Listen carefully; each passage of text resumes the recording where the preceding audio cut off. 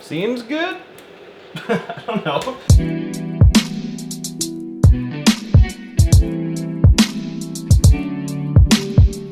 So the time has come to put all this hard work to use finally. By that I mean it's time to bust out our first screen print job. And when I say first, I mean first. Like, I've never coded or exposed a screen, I've never registered a job, I've never even so much as pushed a squeegee before.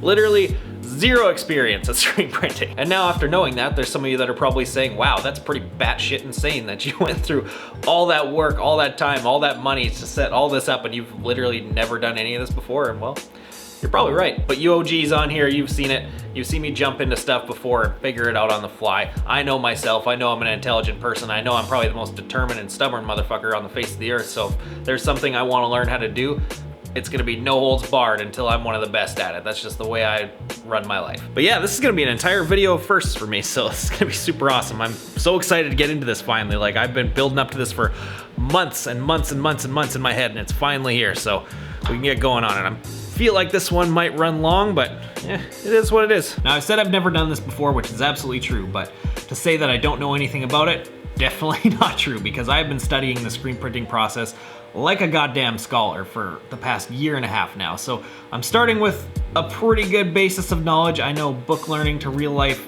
application is a totally different thing, but at least I've got something to work with. So we'll figure out the rest as we go. So the first thing that I had to start off with was choosing my screens and prepping them and so on, because they're brand new screens, which I've already done this morning because obviously I had to, degrease them, wash them, set them aside to dry. And also I had to mix my dual cure emulsion together, which, once you mix it, it's got to sit there and air out for a couple hours. So I did all that this morning before I started filming. That's all done, ready to go. We're ready to move on to the next step. So the next step is gonna be actually coating these screens with emulsion, letting them dry, and then printing out our film positives and exposing the screens, which the whole darkroom aspect to screen printing is, from what I gather, the most difficult part to master. So we're jumping into the hardest part, apparently, from what I know, and we'll see how that goes. So in order to pop my cherry into screen printing today, we're gonna be printing up a couple shirts from my company, Rogue Lab. If you remember this clip from nearly a year ago when I sent out a bunch of shirts to get printed that got sent back to me blank.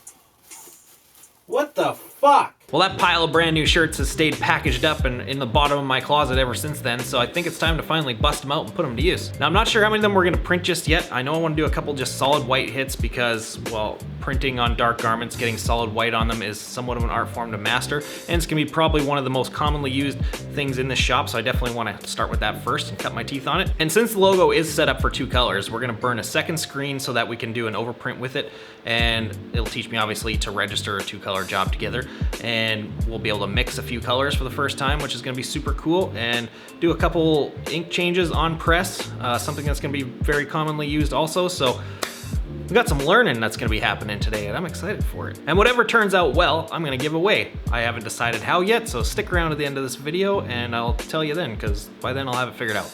Well, let's go to some damn screens.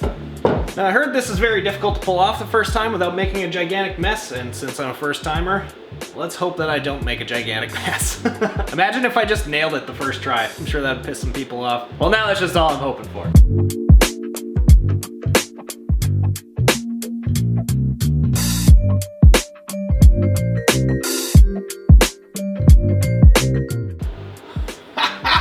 That's pretty good. So they say it's about perfect when you've got a nice glossy, smooth finish going across the top. I'd say I nailed it.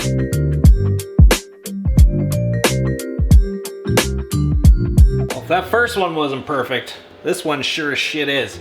Hot damn. So now we gotta wait on those to dry. Not sure exactly how long that's gonna take. I know I've got my dark room set up exactly where it needs to be for optimal conditions, but still have no idea how long that's gonna take. So until then, I gotta wash out those tools I just used, and then we'll move on outside and start setting up the rest of this thing.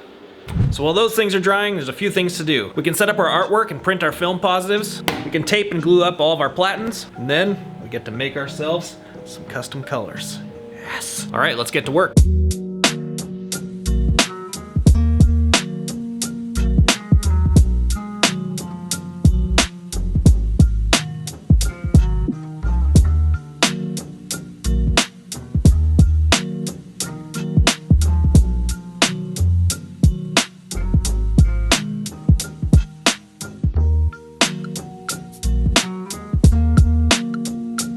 So I was gonna start coating these with adhesive, but it's looking like that emulsion is already dry, I think. I don't know, it's been like an hour and a half. I'm no expert, but I've got exact perfect conditions in that room, so it should be good. So since this is gonna be a 2-color setup, I obviously have to try my best to burn both screens in relatively the same place just to make registration easier. So I've got this little template thing to hopefully make my life easier. Try that out. I also have no clue how long to expose these things for, but I do have this little step calculator thing to dial in the time. So we're gonna start at like 3.5 minutes-ish and see what happens there. If it's too much, too little, then I can adjust. I can make a new screen, whatever I need to do, but we'll start there, see what happens.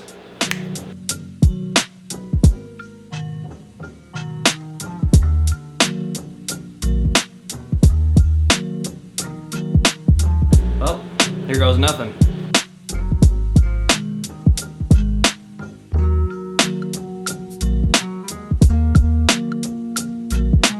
I have no idea what I'm looking at here, so let's go ahead and try and wash this one out first and see if we have to make any adjustments for the next one.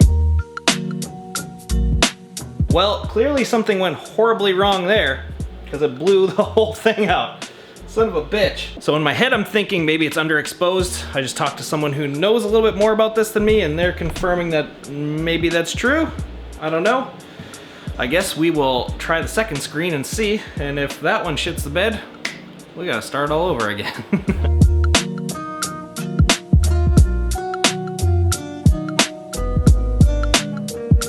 All right, so that one went a lot better, but it's still not that good. I mean, some of the edges are a little janky looking. The exposure calculator thing, most of it washed right out, so I'm thinking we need even more exposure time yet. I don't know. I gotta refer to that little exposure calculator's manual, and we'll go from there. That's what I get for getting overconfident earlier. Shouldn't open my stupid mouth. And speaking of being overconfident, opening my big mouth, the smoke alarms just went off. And look what happened to one of my fancy brand new pallets. Ugh. While I was in there, I turned on the conveyor dryer and the flash just to, you know, let them burn off all the new stuff because they haven't been run yet. And somehow, because I had this thing aimed away, somehow gravity rotated itself just kind of so the corner was over this pallet, not the whole thing. Just enough to fucking ruin it. Thanks, gravity. I can't blame that, that's my fault. I shouldn't have had that on without supervising it. Now I know better. I'm thinking I can just get the rubber top stuff to fix this thing, hopefully. That'd be fantastic. Roundnet, please help me out. Anyways, I gotta prep some new screens. So I gotta wash them, let them dry, coat them, let them dry, and expose them again. I referred to that exposure calculator and it is way underexposed, like way, way under. I went for 4 minutes on that last one and I got to about a 3 on the exposure calculator, and you wanna be up to a 7. So according to the instructions, you need to multiply that by like 2.8 that time. So I gotta, expose for like, almost 12 minutes? That sounds crazy to me, but we're gonna try it and see what happens. So I guess let's spin to some new screens. All right, so we got that sorted out. Got 4 screens this time. They're all degreased, dried. The emulsion is on them now, it's drying. The coating process this time went actually even better than it did the first time, so at least I've got that part dialed. But man, 3 fuck-ups this early in the game, that hurts my soul a little bit. I'm a perfectionist, and I'm one of those people who, like, I have to be good at stuff. And that does not sit well with me. The first 2, they're okay. I expected the exposure things because, I mean, there's really no instruction on how to do that. It's like, here's this stuff, here's this exposure unit, figure it out. So that I expected. But this, that hurts. But that's what I get leaving that thing unsupervised, right? Kind of some crazy stuff that nature somehow just magically rotated that thing 180 degrees over top of the plat. But well, I got no one to blame but myself. I left that thing unsupervised, it's all on me. So it is what it is. I'll fix that at some point. Man, that sucks. Brand new press. So I did a little bit of research, and the internet has a lot of varied answers towards the exposure time and the dry time of that emulsion that I'm using, including from the manufacturer. The manufacturer's specs and recommendations way off. Definitely not even in the ballpark. Some people are saying that you can use these screens within an hour, and that, no. I'm gonna go ahead and say no on that. I've got absolutely perfect conditions in my darkroom right now. It was dry to the touch in about an hour and a half. I think it was like between an hour and a half and 2 hours I let those things sit. And they were dry to the touch, but I don't think they were dry all the way through. And actually my film positives left a little bit of the ink on the screen itself and ruined the film positives too, so that tells me it wasn't all the way dry. Others are saying they're usable within 2 to 4 hours. That might be a little bit more in the ballpark, but then I found a lot of other people that are saying 12 to 24 hours, and those are the ones I tend to believe right now. So I'm gonna let these screens sit overnight at least, so we'll give it a good 12 hours and then see how it goes tomorrow. This is why I ordered that drying cabinet after the fact, because I knew this was gonna happen. Totally knew it. And that drying cabinet will cut those times down like colossally. Like we're talking like a dry, perfect screen in like 15 minutes, half an hour. So that, I'm just waiting for that. Ryonet, hurry up and build it, man. Send it over. I'm just kidding. They've been taking pretty good care of me, but I'm impatient, damn it. And no, they're not paying me to say this. I wish they were, because I would have saved a shitload of money on all this. But there's no point in being mad about anything that's happened so far or anything that's going to happen in the future of this video, because I know it's coming.